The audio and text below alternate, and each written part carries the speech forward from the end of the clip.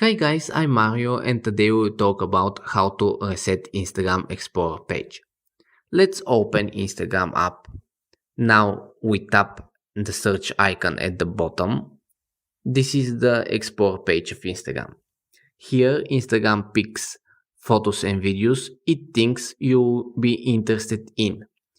If you want to just refresh the Explorer page, just swipe down and it will refresh. But if you in general don't see interesting stuff in this section, you can try to relearn the algorithm of Instagram. To do that, we need to erase all signals that we like topics we don't actually like. So we need to clear our not relevant activities and give new signals to the Instagram algorithm. So we just open our profile, tap the three lines at the top right. Here, your activities. Now interactions. Now we can choose likes, for example.